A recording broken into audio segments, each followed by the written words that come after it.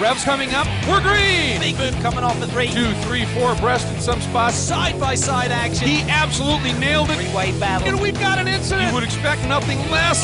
Clips the inside apex. Very racy. This is going to get into the That is a brave move. What a pass. This is what World Challenge is all about.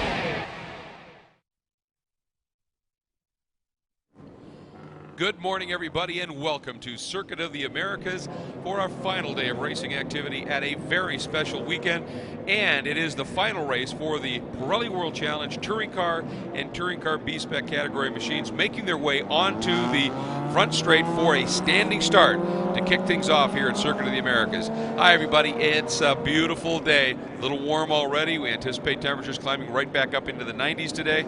And it is good Texas heat, and it's going to get hot on this track in just a few minutes. I'm Greg Creamer, joined by Jeff Lepper, and we are getting ready to go for this race, all part of the Pirelli World Challenge Cadillac Sports Car Challenge right here at Circuit of the Americas. Let's get you right to the starting lineups real fast. We're going to run through them here. We're going to start off in the touring car category, which is the overall fastest of the two classes. On the pole, by virtue of running his fastest lap in the race yesterday, is Brett Sandberg in the Ultimate Racing HPD Honda Civic Si. His teammate, young rookie Remo Rascuti, sits alongside in the second spot, and their teammate, who won both of the races yesterday, Ryan Winchester, will sit third. In the fourth spot, Dan Martinson, the rookie in the Go Ford Racing School's Gear Tie Pontiac Solstice, will grid fourth. In the fifth spot, Sarah Cantaneo in the IDoBarrow.com Honda Civic. In the sixth spot, the number 64, Patrick Seguin from Clarence Creek, Ontario, in the Taberge Homes Top Karting Honda Civic. In the seventh spot, number 68, is John Miller in the True Car Racing Honda Civic. In the eighth spot, number 41, is Mike Pettiford in the Go Ford Racing School's VW Jetta. Starting in the ninth spot, number 33, is Tristan Herbert in the Revo GermanAutoparts.com Volkswagen GLI. Starting in the 10th spot, number 87, is Fred Emick in the Emick VW StopTech Volkswagen Jetta. Starting in the 11th spot, number 88, is Thomas Martin in the ProPay Brimtech VW GTI.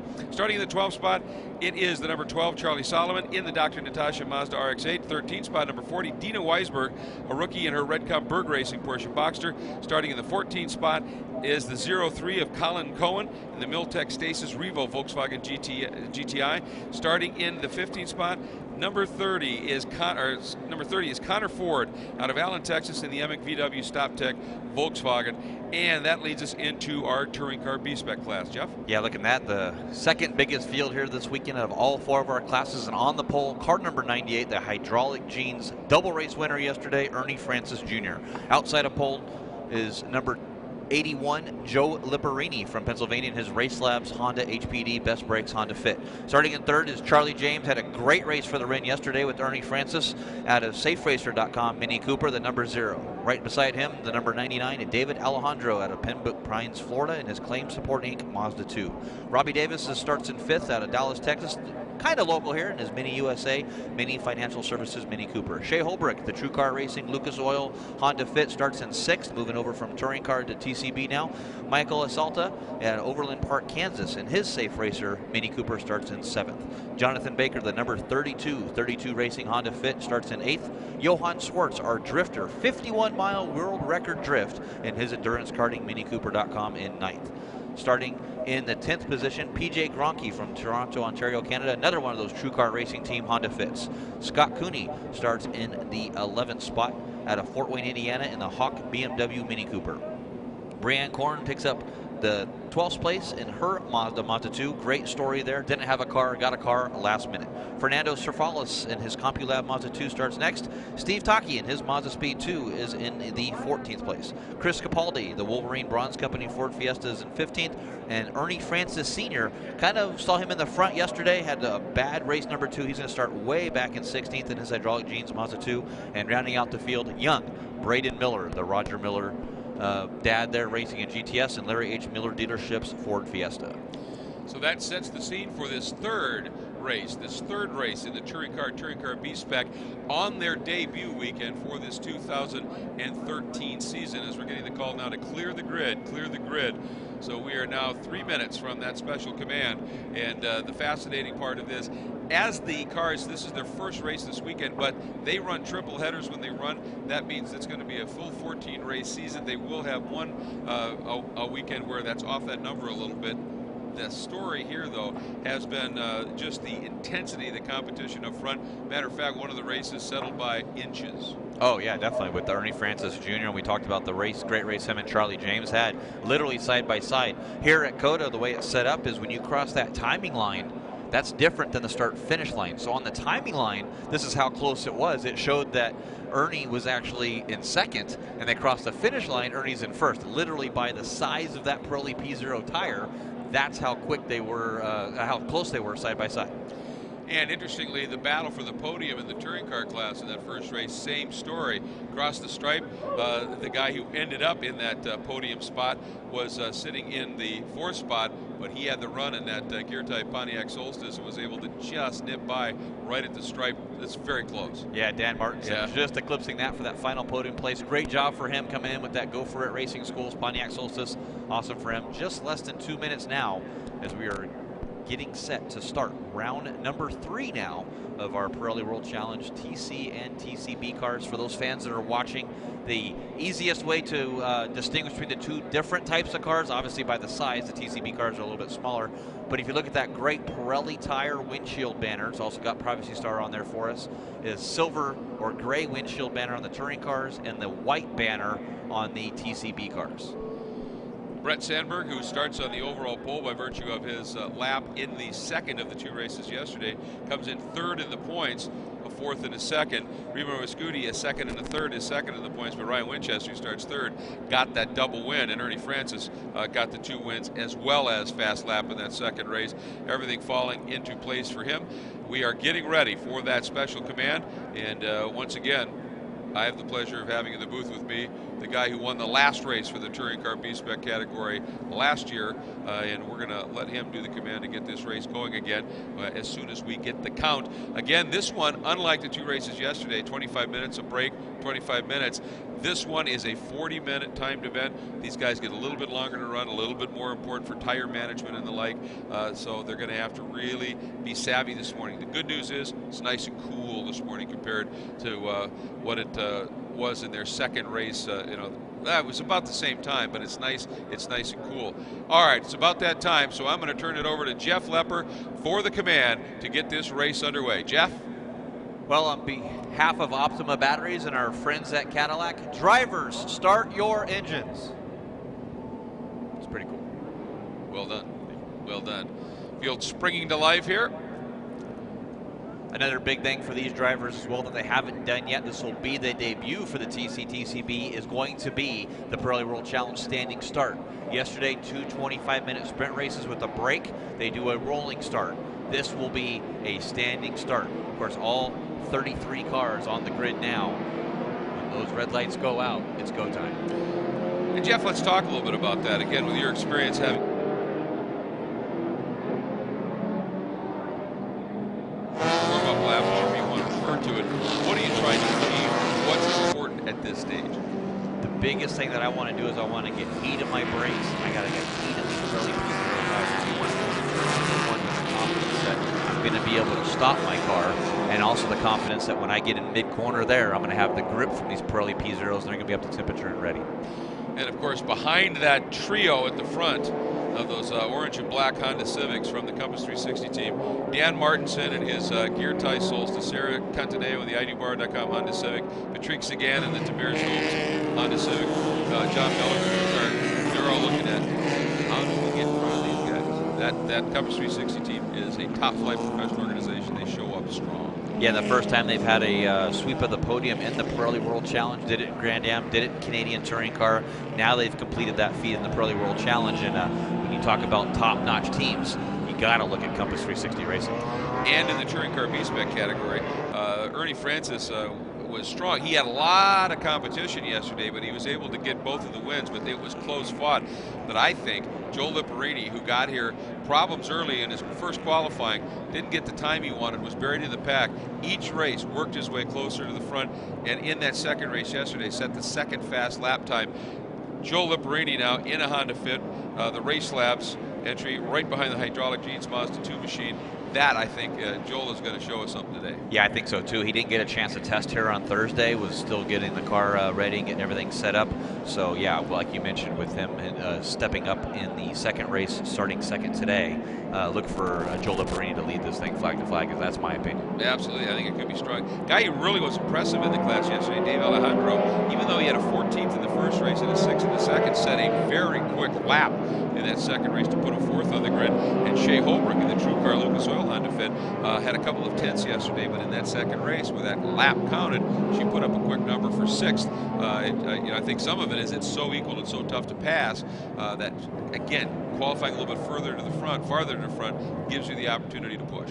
Yeah, sure does. I mean, he's got a great view there of the Cadillac official safety vehicle. It's we appreciate everything Cadillac does, as well as our official pace car. And it's a safety vehicle, follows the field around, make sure if there is an incident, they're directly on scene. It's one of those, it's better to have it and not need it. Absolutely, and they are a great group, the safety specialists on board, Dick Lubatina and Bob Thompson, and we are bringing the field up. And again, Pirelli, the title sponsor of the Pirelli World Challenge, as well as the official tire supplier. And I love it, because every time we put these tires to the test, wherever we are, boy, do they perform. And we are ready to go. There you see the officials at the front of the grid saying everything looks good. Whoa, number 72 there, Ryan Winchester, creeping over the mark. But hopefully that won't be judged as a jump. And we'll get ready. Oop, a little problem at the back. Talking to one of the cars there, apparently some issue. Trying to get that lined up. If you look on the very, very back of the grid, we should see the waving green flag when all the cars are set. When that happens, we are 5 seconds away from the lights going on and going out. And you see those beautiful wheeling red lights there on the left side of the start-finish line.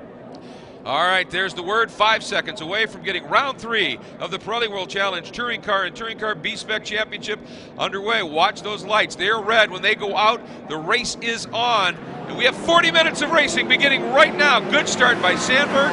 Great start by John Miller. Sarah Cantaneo not moving too well.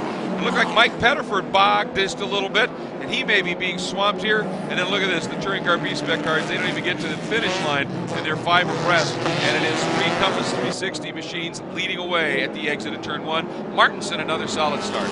Yeah, look at that, Remo getting back into his second position now. Compass 1, 2, 3 like it was yesterday, but how about that 5 wide coming up to turn number 1 for our TC as well as TCB cars. Oh, it's fun stuff to watch, that's for sure. There's Tristan Herbert and that beautiful Revo, carrying some new colors for him this year, as well as the number 30 right in that mix as well. That is Connor Ford, who had a great launch. He actually jumped up a number of spots. Connor was very quick all weekend long, but had a problem and ended up not finishing, and that really hurt him in terms of that qualifying spot, but he made up for it with an awesome launch. He sure did. Got a great launch off that. Those Pirelli P0 tires gripping up and launching that car off the start-finish line. And looking in the background there and a couple back camera shots, I did see Joel Liparini in first place in TCB. And Connor just made up 2 more spots with a great double pass on Charlie Solomon, and caught one of the other guys as well. I think it was Tristan Herbert he was able to sneak by. So Connor Ford is on the move and really starting to pressure already. There it is, absolutely. Joel Liparini in front. Got around Ernie Francis Jr., that race laps Honda Fit, leading the hydraulic jeans, Mazda 2, and then a couple of Mini Coopers, 2 of the major players from yesterday, James and Davis. Yeah, Charlie James there finishing second both days. Great run for him in that SafeRacer.com Mini Cooper. Glad to see the 2 cars from Safe Racer coming out. And, Brad Davis ran Mini Coopers for a long time. The son stepping in now. Robbie Davis sitting 4th right now. Not too shabby for his first race. Oh, and a nice run there. The 0 of Charlie James. Thinking about it, took a little look down the inside of Ernie Francis Jr. and Ernie just sort of faded to the left a little bit just to say, no, not here. Now, yesterday, these guys tended to run so far past the exit of the turns out onto the runoff area, and they were told that is not going to be considered a part of the racetrack nor allowed today. We understand you want the momentum, but that's a safety issue. We're not going to have it. And those 2 minis working together right now, trying to run down these 2 guys up front. And look at Ernie. He wants that big arc through that corner, Jeff, looking for momentum on the exit. Yeah, 15 years old, but he's showing 20 years of racecraft experience right now. Great run for Ernie Francis Jr. yesterday, double race win. He knows how to get it done, but don't count out Joel Liparini.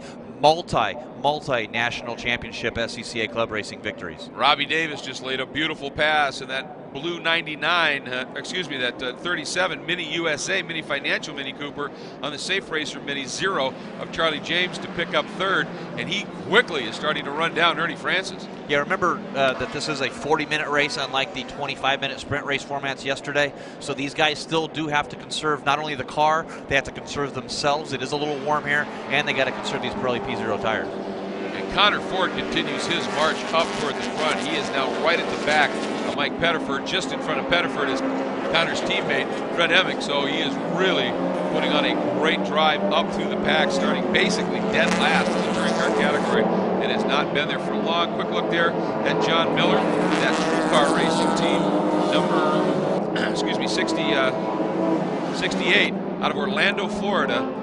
He's used to heat and humidity. This is no big deal. Yes, But look at this. This is winter time. That little battle here for second in Touring Car B. Davis keeping Ernie Francis Jr. occupied, and up front, Joe Liparini grinning inside that helmet, and he's able to open that margin up just a little bit.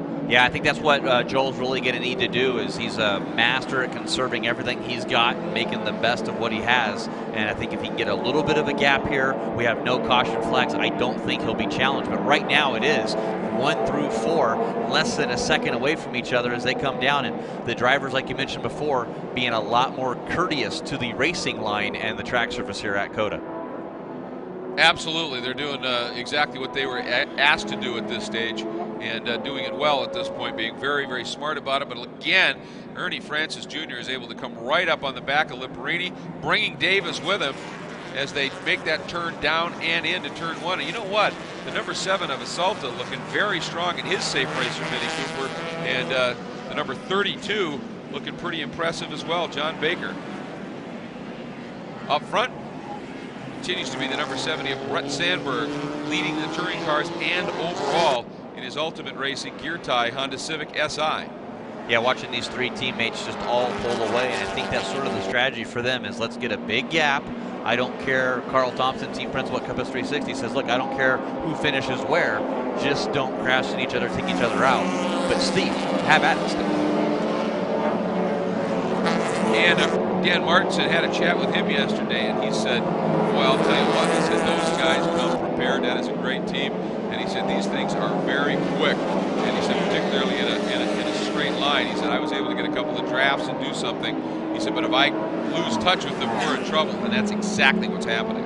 Yeah, looking back here at Dan Martinson sitting in 4th, and right behind him, John Miller in that True Car Racing Honda Civic in 5th, trying to get a little bit of a draft down that long front stretch here at Circuit of the Americas. We're not running the back stretch here. We are running the national course, the 2.3 mile, 20 turn course. So drafting is still going to play a part, even though we're not running that big, huge, long back stretch. Yeah, on that long pit straight, especially with the uphill, these smaller displacement cars will still be able to get a little something out of that, obviously, and it's important. And you just, you put it in perspective, 2.3 miles, 20 turns. This is one busy technical racetrack. Yeah, exactly. I mean, it's we go to our GTS race later this afternoon and talk with Randy Popes about it. He says it's a big, huge, glorified autocross course, and that's where he started way, well, I don't want to say way, way back. He's not that old. He's way back, just not too late. Not too late. Watching this good run here, Brett Sandberg really looking quite impressive right now in front of the young rookie, Remo Riscuti. Getting a lot of warnings here from race control about driving on the lines and staying off those runoff areas that we had the cars on yesterday. And you mentioned that was mostly just for safety as well when the guys are out on the course. Well, yeah, I mean, those paved runoff areas that then lead to that little gravel strip before the barriers, they're there if you have a problem and skate off the track for whatever reason. You've got some room. Ooh, a little damage there on the front of the 67. Yeah, Shea Holbrook, that True Car Racing Lucas Oil car, and front bumper is hanging. Usually when something like that happens, it is going to get a mechanical black flag. She might have to pit to have that crew come in and rip that front bumper off. I don't know how long it'll let that continue. And obviously, you do that in a 40-minute sprint race in Pirelli World Challenge, you're out of the hope of any good finish. The officials are having a look at that right now. We'll find out what, if anything, is to be done about it. But Shea's in some pretty intense battling right out there right now in that True Car Radium entry. Yeah, sandwiched there between Braden Miller and Steve Taki right behind her. If I was her, I might want to try to bump the car in front of me or run off the curb a little bit and see if I can get that bumper to rip off so you don't get black flag. Well, they just made the call. It needs to come off in a hurry because they just got the call, the team did, that they need that car. They're giving it a mechanical black to bring the car in. Yeah, it's unfortunate for that True Car Racing team. Shea Racing as well, getting a 3-car team now. Her moving over to B-Spec, has 2 cars there with her teammate PJ Gronke and John Miller running the Civic in the TC class. Watching this battle at the front of the touring car B-Spec category, it's still Liparini.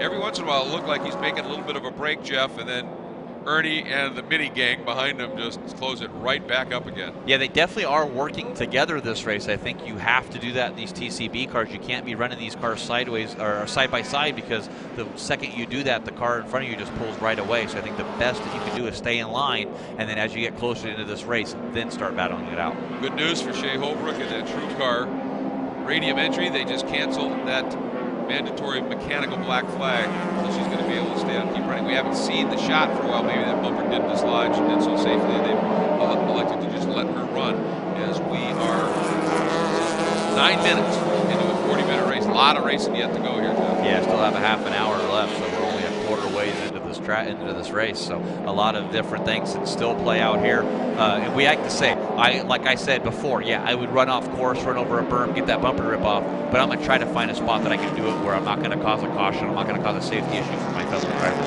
Yeah, exactly. Ryan Winchester dropping off of his 2 teammates, Sandberg and Rascuti, a little bit, and I wonder if Ryan is thinking, I want to conserve just a little bit. I've got a gap now back to Martinson. I'm going to save my brakes and tires so I have something to really go after these guys at the end of the race. Yeah, we call him a veteran now. Ran last year, 2nd year in the series, finished 3rd in the championship. Double race winner now, Pirelli World Challenge touring car winner. So we can call him all those different names. It looks like we're starting to call him smart as well, doing that conservation mode. Well, I'll tell you, I think our hard charger today is going to be a guy named Connor Ford. He is now up to 7th, has also gone around Pettiford and Patrick Sagan in his charge to the front. Up next would be Sarah Centineo. He's got, now, of course, as you get closer to the front, those passes get a little bit tougher, and it's going to be a little bit more work for him. But look at this battle. This is for 9th. Mike Pettiford and Tristan Herbert right now having a strong battle. And that's one of the wonderful things about Pirelli World Challenge is no matter what category you run, and no matter what race it is, somewhere in the pack, you're going to find somebody who's at your pace and just have some awesome racing. Yeah, you can have some great racing, but also you can have some fun. You get out there, you don't want to be driving around by yourself. It's boring. You want to be with somebody, having a great time, because we are doing this for fun as well. And hey, there's the bumper of Shea Holbrook sitting there on the outside. Looks like turn number 9. Yeah, exactly. So that was the good news. The issue is now they're saying that there may be some fluid coming out of the car, so the bumper came off and may have punctured something. So we'll keep an eye on this. There's a good battle back in the order just a little bit. That is Cootie right now, and he is in a bit of a brawl. Yeah, right behind Braden Miller there, and that Larry H. right to the inside, down into turn number 1. Not sure if he can make that hold way over the curb there, but going to stick it to the outside. No, he does not. Braden has the momentum on the outside, makes the pass cleanly. That's the way you do it. Kudos here to Braden because he shut the door, but he did force him well over the curbs. And now our overall leaders are coming up through this scrum.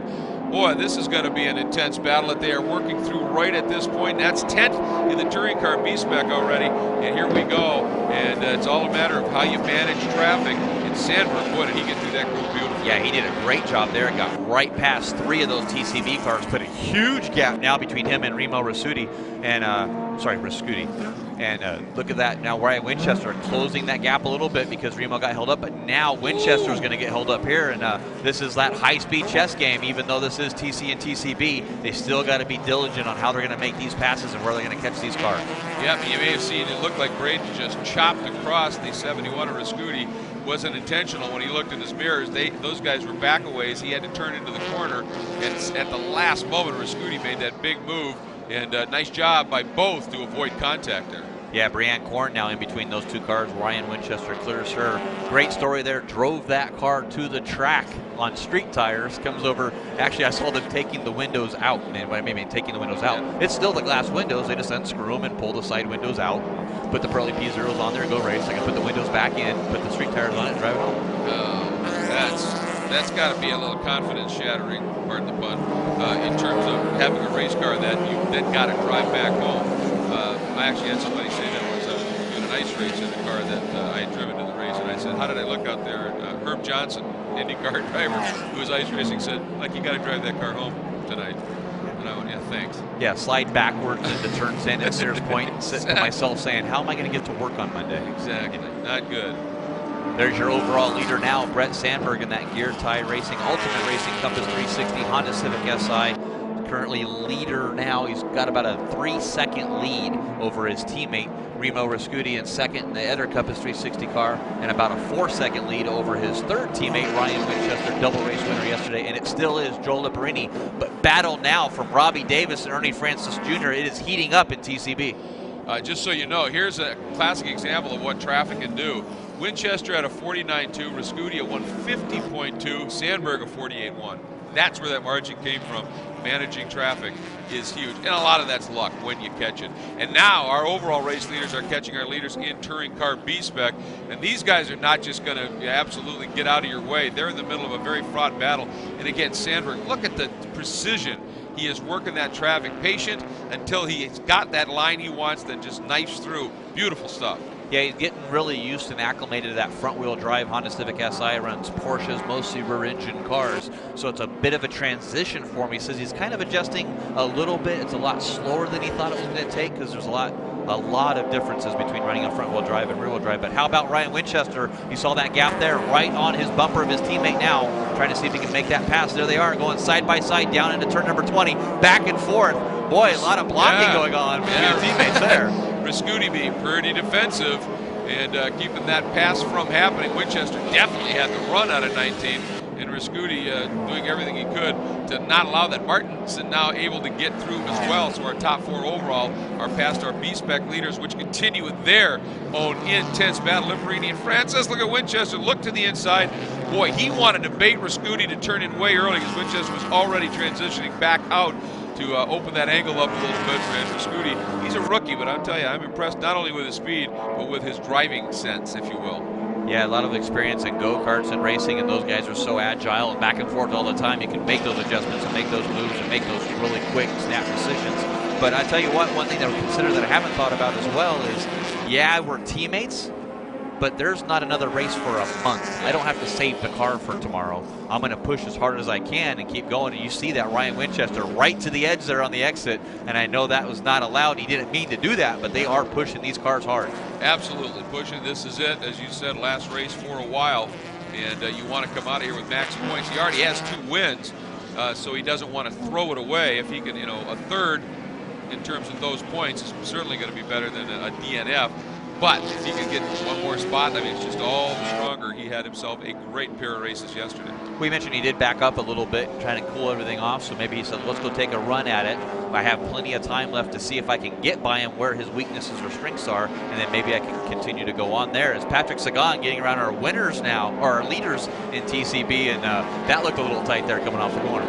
Indeed, but again, Joe Liparini, he races a lot of his experience in SEC national competition, where they have multiple classes in a race group, and he's used to letting faster traffic through, getting through slower traffic, and I think he's playing this game just beautifully. But boy, Ernie Francis Jr. is just glued, and the 2 of them working together have managed to, it's not much, but a little bit of a margin over the Mini, sitting there in 3rd spot of Davis.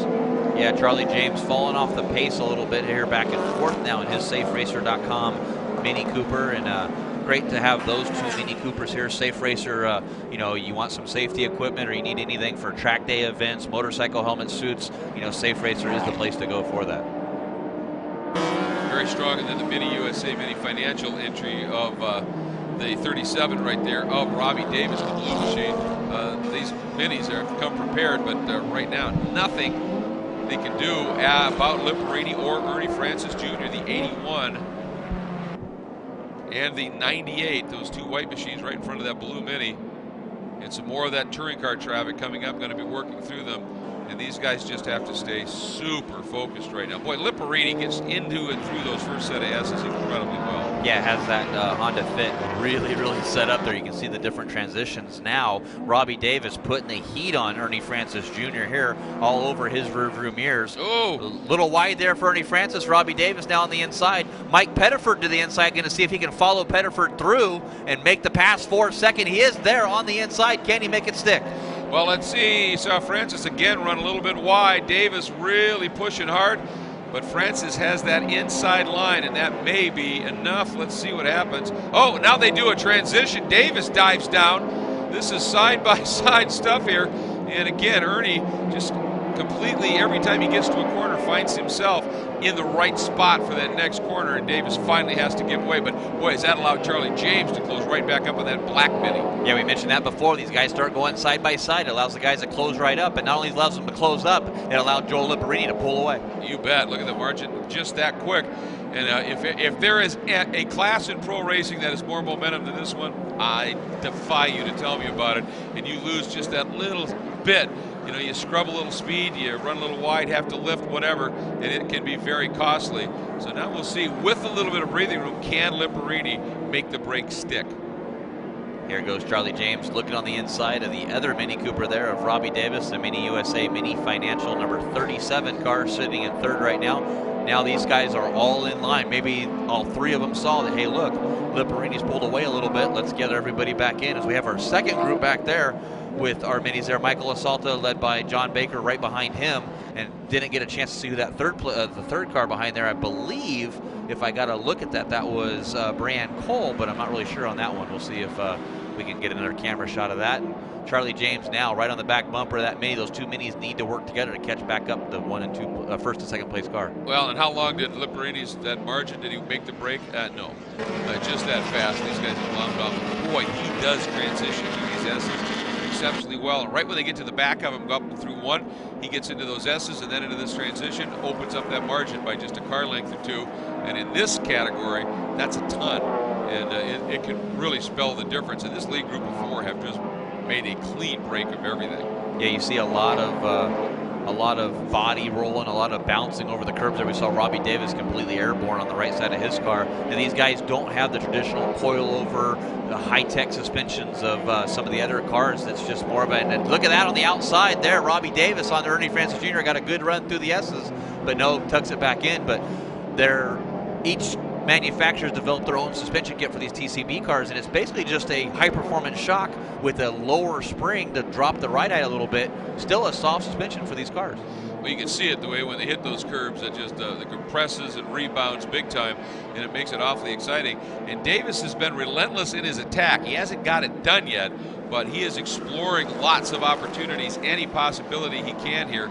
And one of these times you think he might get this one just about right and be able to lay that move on, as we have just passed the halfway point here in our Pirelli World Challenge Cadillac Sports Car Challenge at Circuit of the Americas Touring Car and Touring Car B-Spec, race number 3 on the season. Yeah, once again looking at our lead battle here, the top 4 in TCB, and this is your overall leader now, Brett Sandberg in that Gear Tie Ultimate Racing Compass 360 Honda Civic Si. Looks like he's on a rail with that car. Has a 3.6 second lead over his teammate Remo Rasuti, and then Ryan Winchester into third. And I don't know if you need to add more card numbers for Carl Thompson, because right now it's card number 70, card number 71, card number 72, first, second, and third. Absolutely, and Sandberg has just been I think what he's shown today is the ability to be very effective in traffic, and that's really what's allowed him to make the break. Then when he's in a clear track scenario, he lays down some fast laps and is able to go. Although Rascuti also has turned a 146, which matches about what Sandberg has run. But you know, if you're matching him, you're not gaining on him. And when Sandberg was that effective in traffic, that was huge. Yeah, he's going to pull that advantage over every time they hit a lap car. So watching right now, Sandberg, Rascuti, and Winchester continue to lead over Martinson and the 68 of Miller in our touring car category. In touring car B-Spec, it remains that very strong race of Joel Lipperini and the number 81 over the 98 of Francis, 37 of Davis, 0 of James, including the top 5. This number 7 Mini Cooper of Aselta. On our worldwide web coverage, our global coverage on world-challengetv.com, we're going to step away for a quick break. We'll, of course, continue the call here on the PA at Circuit of the Americas. Today's coverage of the Pirelli World Challenge Cadillac Grand Prix at Circuit of the Americas is being brought to you by the Cadillac V-Series, the 556 horsepower CTSV coupe, sedan, and wagon, the world's fastest family of cars. And by Optima batteries. With twice the life and 15 times the vibration resistance, Optima batteries really are the ultimate power source. The Challenge, the most intense, unique sports car racing on the planet. Multiple classes running at the same time, but in a sprint format. Some of the world's top manufacturers and the world's best drivers, all beginning with standing starts. It is truly Sports Car Wars. For series and event ticket information, check out world-challenge.com. To watch replays of all the intense action, check out world-challengetv.com. And always check it out, Pirelli World Challenge on Facebook.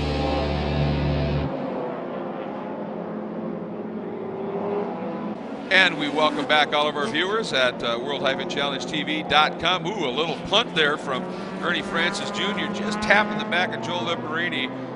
That's the old "I'm here."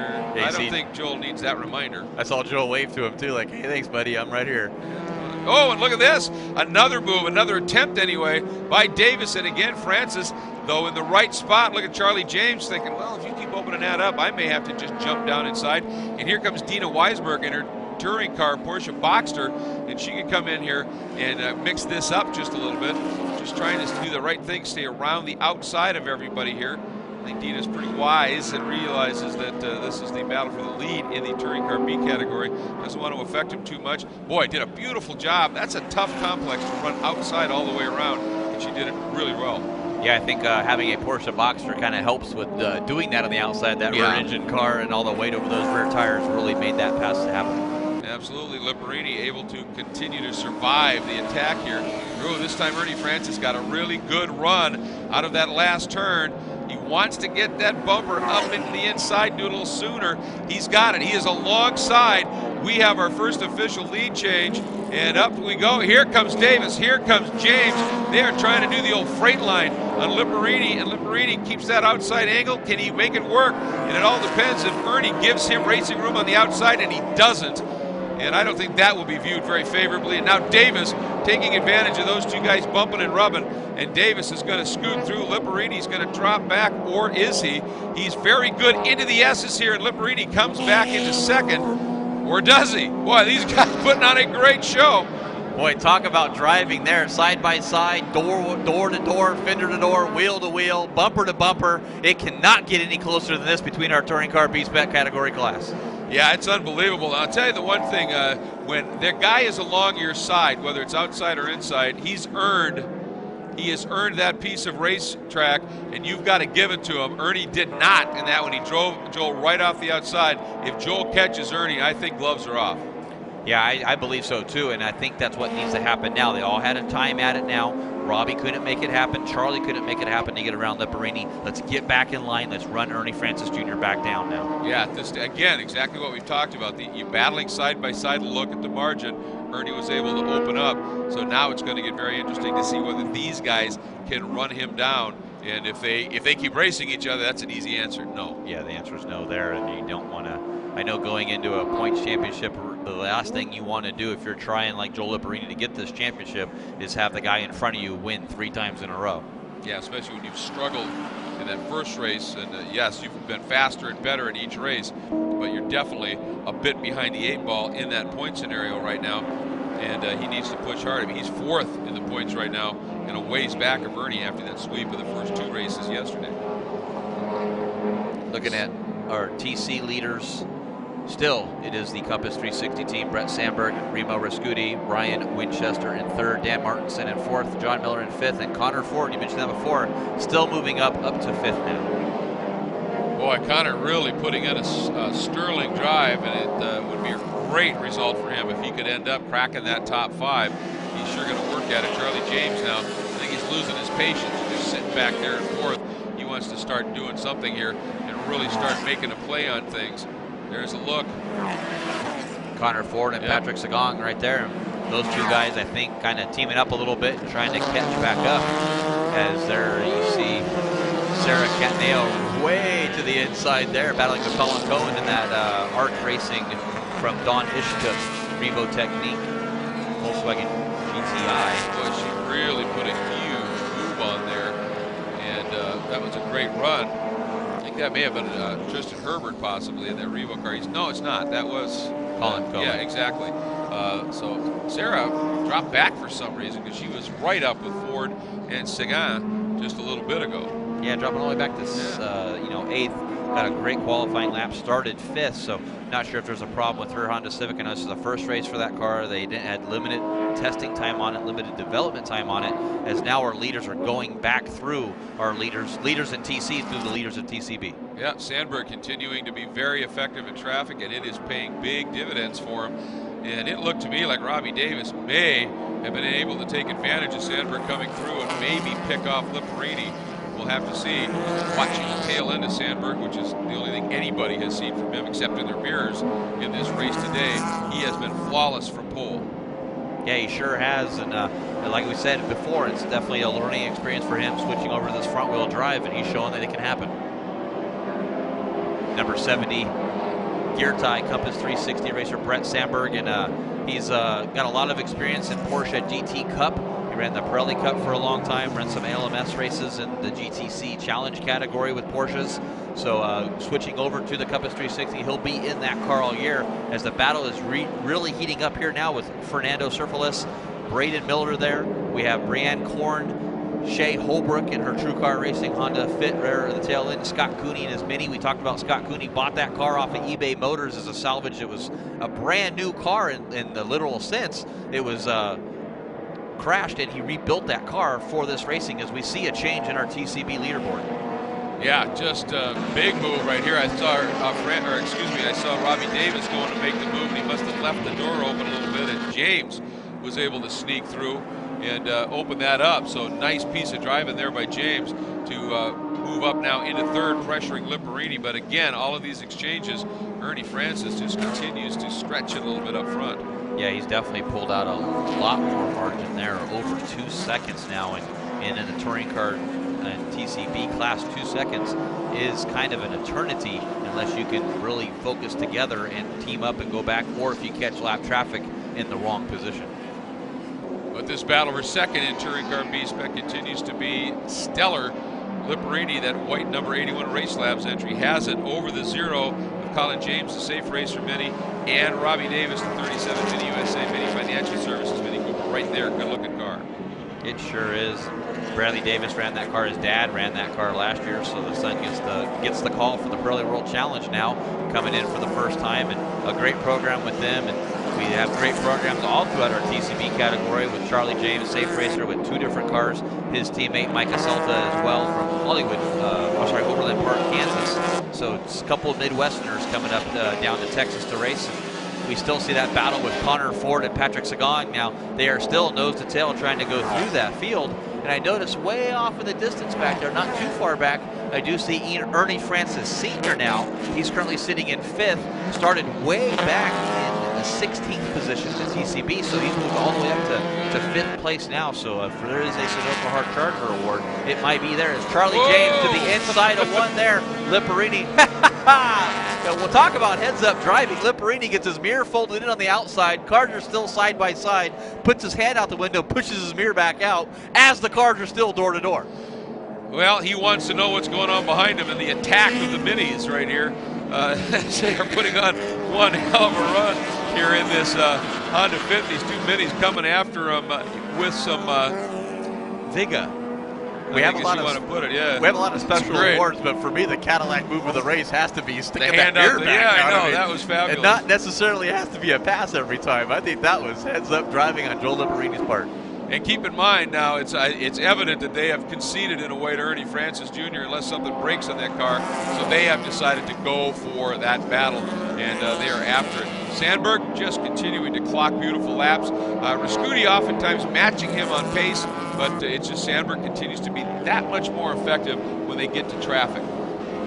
Yeah, Ernie Francis Jr. just crosses the start-finish line, and boy, does he put down a lap. A 2-minute flat .9. Fastest lap for TCB so far in the entire weekend.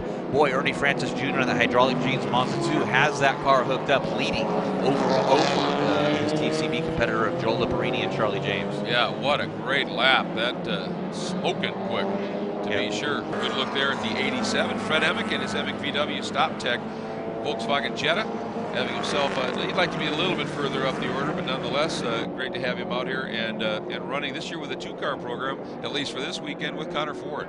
Yeah, Travis Walcott is his normal teammate throughout the whole year, unable to make this race. Connor Ford was gracious enough to step in.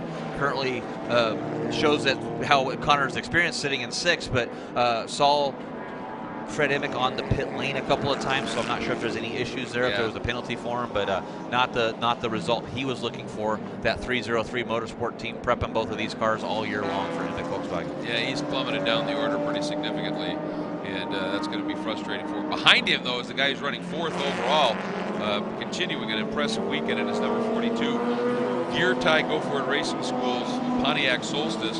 That is Dan Martinson, the guy who invented gear tie. Oh! Just as we mentioned that there, boy, that Dan Martinson makes a move to the inside, trying to get around Fred Emick there, and that, man, made contact. I don't think Fred ever saw him there. Probably saw him back in the mirror, and then was like, what was that move? And it was a very fast, sudden, and concise move by Martinson, but yeah, I think Emick was starting to turn in already when he came knifing through.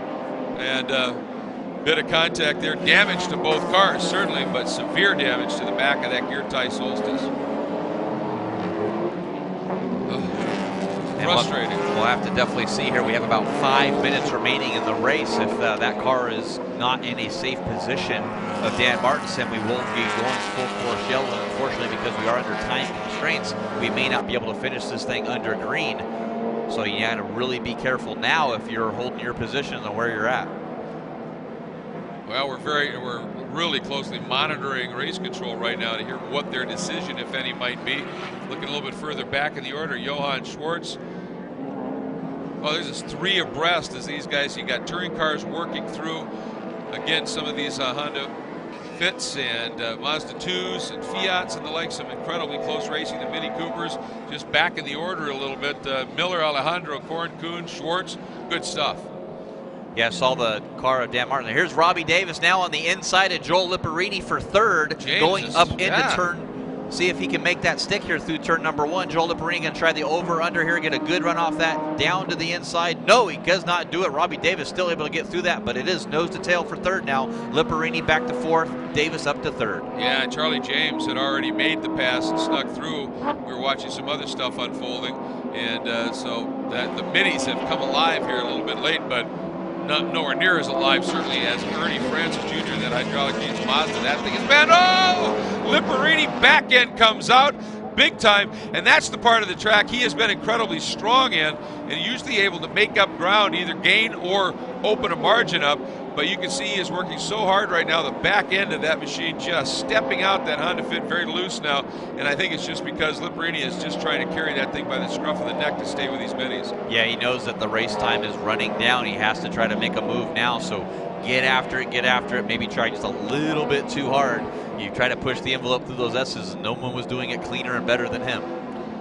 Good look there at Davis, trying to just stay in this. He's got himself a podium spot right now as Liparini has dropped back and moving up by these guys now. The 03 Colin Cohn, that Miltech Stasis Revo VW GTI. He's trying to give these guys enough room, knowing that they're in a battle for the top spots in the touring car B-Spec category. That's one thing I'm impressed with. A lot of respect these touring car guys are giving these touring car B-Spec lads here as they're working up and by. It sure is, and the TCB cars as well. We got to give a nod to those guys too. Watching the mirrors, we haven't had very much contact between a TC and a TCB car as well, and that's good heads up from both classes.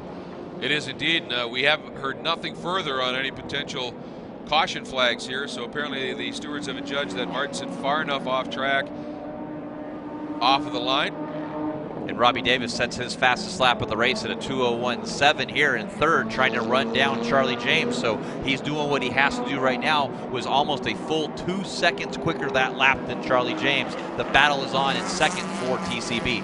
And up front overall, number 70, Brett Sandberg, the gear tie, Ultimate Racing Machine. Just continuing to clock off some laps. Looking very, very solid at this point as we are coming into the last, I would think, the last couple of laps in this one. Sandberg down to the inside, making the move. Oh, and here we go. Ryan Winchester got an immense drive. I almost looked like Remo may have had a little problem coming out of that last turn because Winchester drove by him and drove by him easily, and not exactly sure. Maybe Remo just had an issue and was not able to, something going wrong in that car. Maybe missed a shift or something there. You know, these 6-speed transmissions, Honda Civic SI, you got to be on your game, and you get stuck in this traffic like that. But boy, what a last-minute move there from Ryan Winchester. Oh! Unbelievable. Dina Weisberg in the Boxster. That's really the first little bit of an issue we've seen between the two classes, Jeff. Yeah, that was huge. We talk about how great these are, but now Remo back to the inside of his teammate. All gloves are off. We said between teammates there was only a last lap or so to finish this thing out, but big sideways there for Fernando Cerfalas in that Mazda 2. Way up on the side two wheels. They're able to save that from Dina Weisberg as well in her Boxster. Boy, that was a spooky moment, and while that was unfolding, Winchester not able to keep that pass. I think you're absolutely right, because Remo came right back after him, and pretty aggressive shut of the door there by Winchester to keep behind. Now he runs a little bit wide there, but that just is opening up that arc. But he missed a couple of apexes there. These guys are pushing hard as they go by the stranded car of Martinson, and we're coming up to the white flag. Yeah, there's Winchester second now. Remo up to back to third now, and I know that's going to definitely help Ryan Winchester, but definitely not over now. But it will be, like you said, white flag next time by. Sandberg out of that last turn, coming up to pick up the white flag. Last lap about to begin. Here he comes in that gear tie. Ultimate Racing HPD Honda Civic SI from Compass 360. The two teammates at the back of the screen as they are continuing their battle. Rascuti is right there. And PJ he's got anything for him, yeah. Yeah, PJ Gronke right there in that True Car Racing Honda Fit. Doesn't want to get in this battle.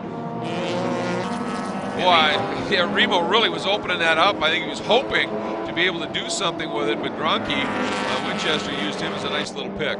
Yeah, I wonder if Remo was trying to see if he can get a good run down here through the S's. Maybe he thinks I'm a little bit better than Ryan through here. I might be able to catch him out as they come back onto that long back strip through that little chicane, 7, 8, 9 complex. Maybe I can get by him here and make a run for it. He did close right back in.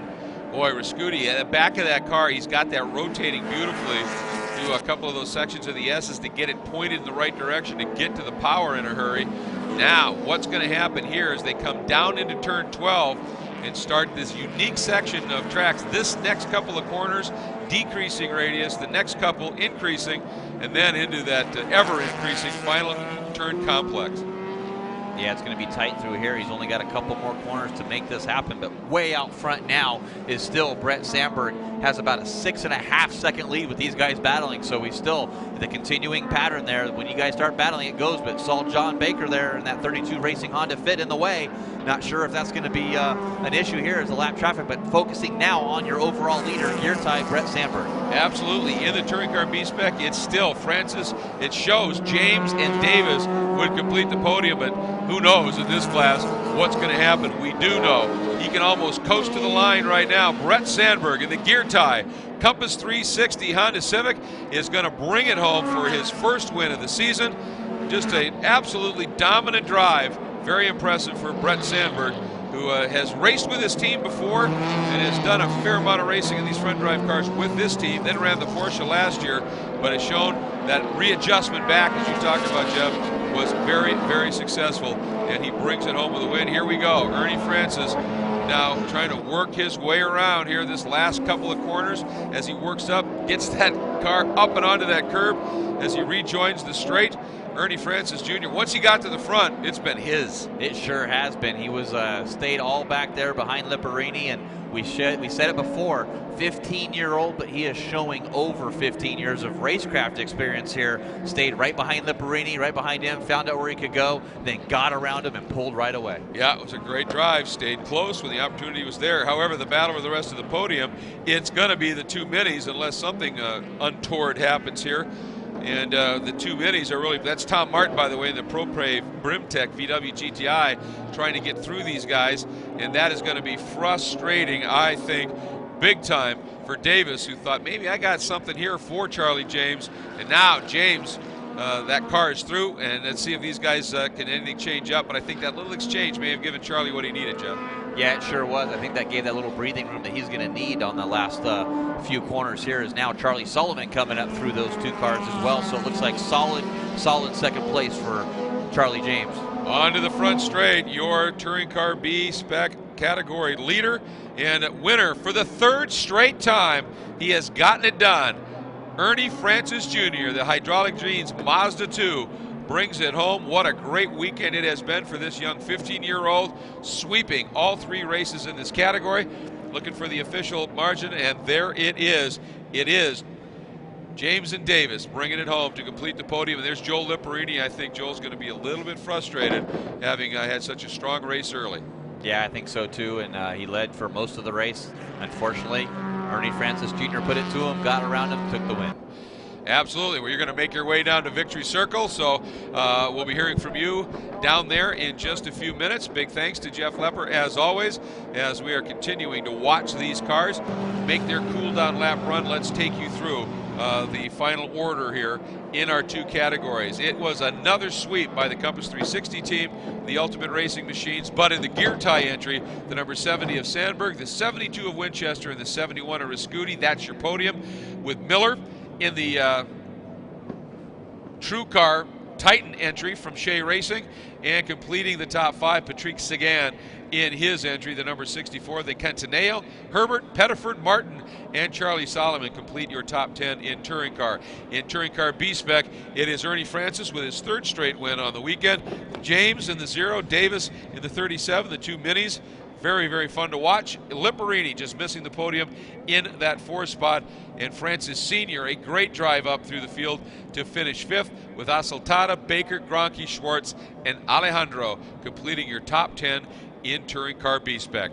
Well, that's going to wrap up our coverage here on World-ChallengeTV.com of round 3 of the Pirelli World Challenges Touring Car and Touring Car B-Spec race. From Circuit of the Americas, it is the Pirelli World Challenge Cadillac Sports Car Challenge from Circuit of the Americas. For Jeff Lepper, I'm Greg Creamer. Thanks so much for tuning in here on World-ChallengeTV.com. And we've got more to come, remember. Just after the lunch break here at Circuit of the Americas, we will have round number 5, second on the weekend, for the thundering GT and GTS machines from Pirelli World Challenge. Today's coverage of the Pirelli World Challenge Cadillac Grand Prix at Circuit of the Americas is being brought to you by the Cadillac V-Series, the 556 horsepower CTSV coupe, sedan, and wagon, the world's fastest family of cars. And by Optima batteries. With twice the life and 15 times the vibration resistance, Optima batteries really are the ultimate power source. The Pirelli World Challenge, the most intense and unique sports car racing on the planet. Multiple classes running at the same time, but in a sprint format. Some of the world's top manufacturers and the world's best drivers, all beginning with standing starts. It is truly sports car wars. For series and event ticket information, check out World-Challenge.com. To watch replays of all the intense action, check out World-ChallengeTV.com.